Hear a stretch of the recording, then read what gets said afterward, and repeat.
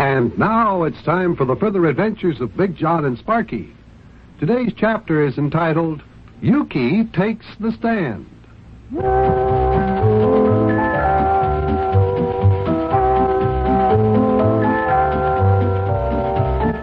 One of the most sensational court trials in the history of jurisprudence in the city of Cincinnati, Ohio, took place back in those days when Yukie Butcher decided to sue the city for $1,000. Yukie had been missing for some time. There was a $1,000 reward posted, and when Yukie turned up, he turned himself in and claimed the reward, but they wouldn't give him the money. And so Yukie took the matter to court.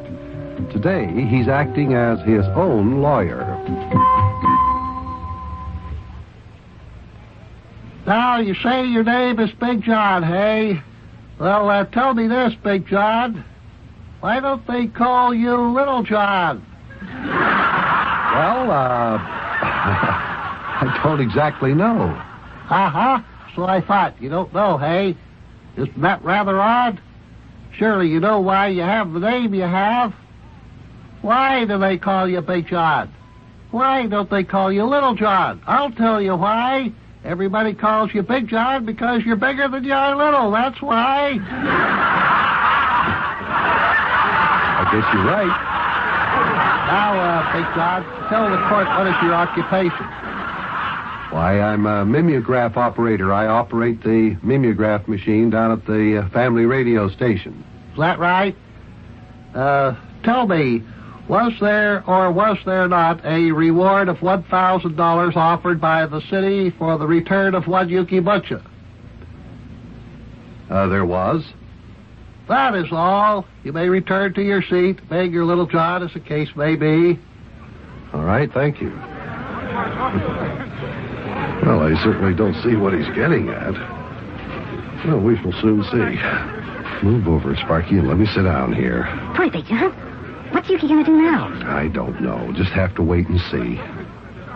Now, Mayor, Your Honor, I'd like to call my next witness to the stand.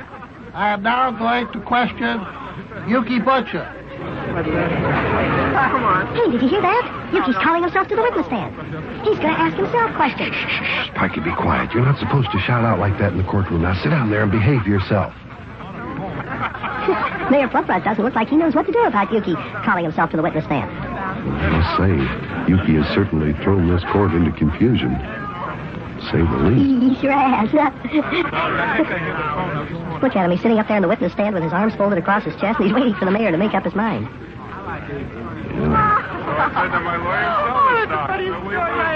Well, it looks like the mayor has made some sort of decision. Order in the court. Order in the court. Hey, do you think the mayor's going to let Yukie call himself to the witness stand, Big John? I don't know. We'll see. Now, just listen. Mr. Butcher, allow me to explain to you that the court cannot permit you to call yourself to the witness stand. Is that so, and why not, may I ask? Well, it's just because you can't. It's unprecedented. I object, Your Honor. I will not be intimidated by this here court. Mr. Butcher, the court is not trying to intimidate you. Then why won't you allow me to call my witness, Yukie Butcher, to the stand? Because you can't. You can't because you're Yukie Butcher. Of course I'm Yukie Butcher. I've been Yukie Butcher all my life, and I will be Yukie Butcher for the rest of my life. Well, that's the reason why you can't call Yukie Butcher to the witness stand. I object, Your Honor. I shall prove to the court that there is no reason why I cannot call Yukie Butcher to the witness stand. Now, just let me refer you to Franklin, Douglas, and Clawwinter's Principles of Law and Court Procedures here. What's he doing now? Well, Yukie's picking up one of the law books he brought into court with him, and I suppose he's going to read something out of it to Mayor Plumfront. Oh, yeah, he's finished paging through the book. Now he's walking up toward the mayor's judge's Your Honor, desk. I shall prove to you that a lawyer calling himself to the witness stand is not an unprecedented act. Now, on page 4,362, Section 4C, Chapter 722, entitled Famous and Unusual Cases of 1879, the case of Clobberhead versus Stutzgold, which took place April 1st, 1879, in the Bush-Shoulder County Courthouse of the state of West Virginia, Thaddeus O. Clobberhead endeavored to recover $5.63 from Lafayette Q. Stutzgold, whom he was accusing of shooting his white-legged prize-winning rooster. I don't believe I'm familiar with that case, Mr. Butcher. Well, it's right here on page 4362 of Franklin Douglas and Clawwinter's Principles of Law and Court Procedures. I shall read paragraph 6, line 7, where it says, Lafayette Q. Stutzgold was defending himself in this action and surprised the court by calling himself to the witness stand. Order! Order in the court. Now I shall continue to read. Upon cross-examining himself, Lafayette Q. Stutzgold proved beyond a doubt to the court that he did not shoot Thaddeus O. Clobberhead's white-legged prize-winning rooster. The case was dismissed. All right, there you are, Your Honor. Well, I see. Well, in view of the evidence presented to the court by Mr. Butcher, I believe it would be perfectly permissible for him to call himself to the stand. Ah, fine. Thank you, Your Honor. Yukie Butcher, take the stand. Fine, I will take the stand, Lawyer Butcher. Excellent, taxicab driver Butcher. Please raise your right hand. I am now raising my right hand. Do you swear the testimony you're about to give is the truth, the whole truth, nothing but the truth? Fine, 100% correct. Always making a practice of telling nothing but the truth whenever I'm in the courthouse, you know. Hey, look at Yukie, Big John. He answers the questions he's asking himself by sitting in the witness chair, and then when he asks the questions, he jumps up real quick and he stands in front of the chair. I know, I can see. Now listen, we want to hear everything that's going on. Now, Mr. Butcher, I want to ask you just one question. What is your occupation? My occupation is I'm a taxicab driver, detective, adventurer, professional tiddlywinks player, ex-minor league baseball player, and former student of East Cantankerous, Illinois High School, class of 1939. Yeah, fine. Now, Mr. Butcher, allow me to ask you another question. Yeah, sure. Go ahead, Lawyer Butcher. Fire away.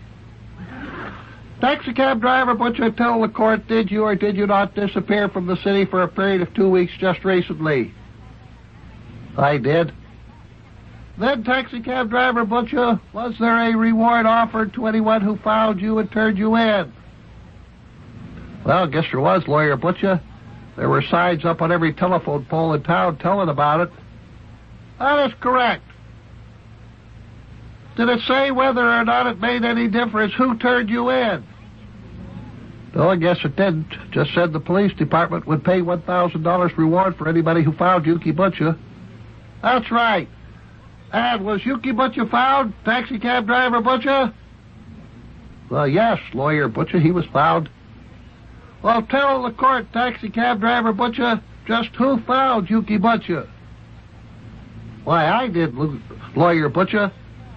And taxicab driver Butcher, did you collect the reward? No, Lawyer Butcher, I did not. They refused to give it to me.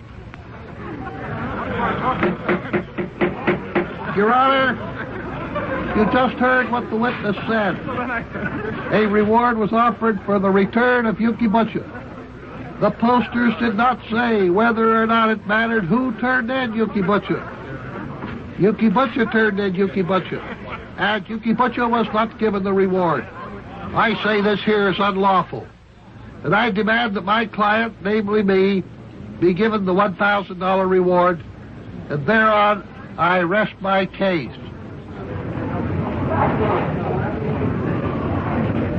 Boy, Big John, it sure sounds to me like Yukie should be given the reward. What do you think? I don't know. Ridiculous as this whole thing is, it sounds like it could be that way. Order! Order in the court. Mr. Butcher, in view of the evidence presented, it is the decision of this here court that your client be given the $1,000 reward. Fine. Hey, did you hear that? Did you hear? Yukie gets the reward. I heard it. Wowee! Yukie was his own lawyer and he won his own case. Boy, oh boy, oh boy, oh boy.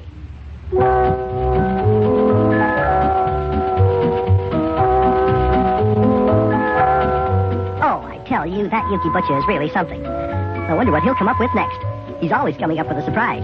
When the widow Dilly was kidnapped, he turned out to be a private eye detective. And then, when he wanted to sue the city, he turned out to be a lawyer. What'll he turn out to be next? Hey, I just happened to think of something. He said he used to be a baseball player in the minor leagues. You know, it's going to be baseball season pretty soon, and the big leagues will be in spring training. I wonder if I could talk Yukie into trying out for one of the big league teams. That's what I'm going to do. Boy, wouldn't it be something to know a big league baseball player in person? I'll have to work on that. I'll see you later, kids. So long.